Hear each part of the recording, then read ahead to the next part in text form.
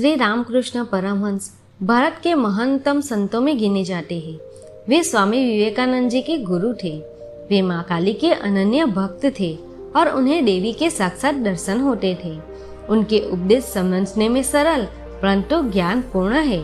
उनके उपदेश भगवान का सच्चा ज्ञान कराते हैं। आइए सुनते हैं रामकृष्ण परमहंस देव के अनमोल वचन। तुम रात को आसमान में बहुत सारे तारों को देखते हो, लेकिन सूर्य निकलने के बाद तारे नहीं दिखते। क्या तुम कहोगे कि दिन में आसमान में तारे होते ही नहीं हैं? सिर्फ इसलिए क्योंकि तुम अपने अज्ञान की वजह से भगवान को देख नहीं पाते। ये मत कहो कि भगवान जैसी कोई चीज नहीं होती।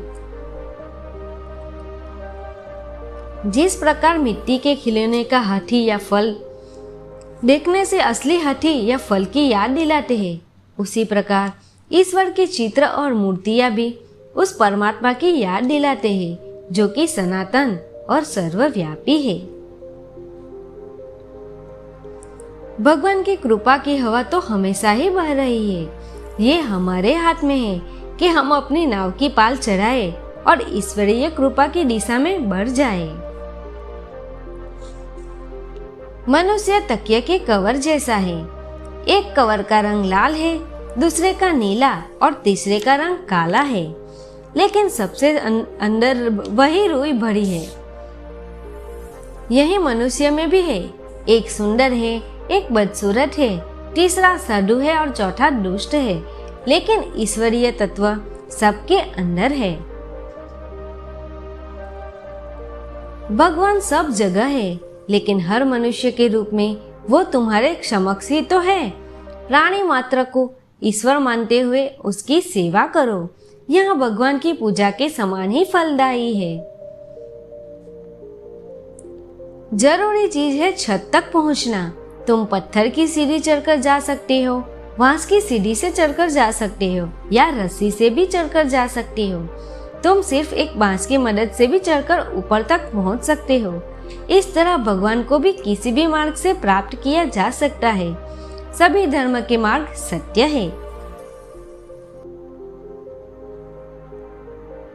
तुम ईश्वर की चाहे जैसे प्रार्थना करो, वो उन तक पहुंचती है। ध्यान रखो, वो चींटी के कदमों की आहट भी सुन सकते हैं। ईश्वर के अनंत नाम है और असंख्य रास्ते हैं जिससे उनसे संपर्क किया जा सकता है। तुम जिस भी गति और रूप से उसकी वंदना करोगे, उसी से वो तुमको प्राप्त हो जाएंगे। सूर्य का प्रकाश हर जगह एक समान ही पड़ता है, लेकिन सिर्फ चमकदार सतह जैसे कि पानी की सतह या दर्पण ही उसे परावर्तित करता है। ईश्वर का दिव्य प्रकाश भी ऐसा ही है। ये सबके हृदय पर बराबर बिना पक्षपात के पड़ता है, परंतु केवल पवित्र और सच्चे हृदय वाले लोग ही दिव्य प्रकाश को सही से ग्रहण और परावर्तित कर पाते हैं। भगवान तो सबके मन में है, लेकिन सबका मन भगवान में नहीं लगा है, इसलिए हम कष्ट और दुर्गति भोगते हैं। बरसात का पानी ऊंची जमीन पर नहीं टिकता, वो बहकर नीचे ही आता है।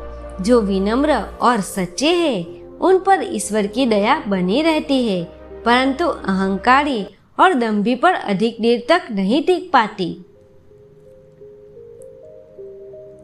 जैसे तुम ईश्वर से भक्ति के लिए प्रार्थना करते हो, वैसे ही उनसे प्रार्थना करो कि तुम्हारे अंदर से दूसरों के दोष को देखना बंद हो जाए।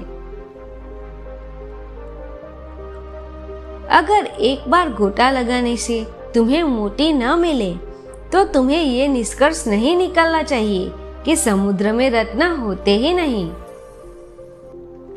दोस्तों, अगर आपको मेरा वीडियो पसंद आए तो मेरे चैनल को सब्सक्राइब कीजिए, वीडियो को लाइक और शेयर कीजिए। धन्यवाद।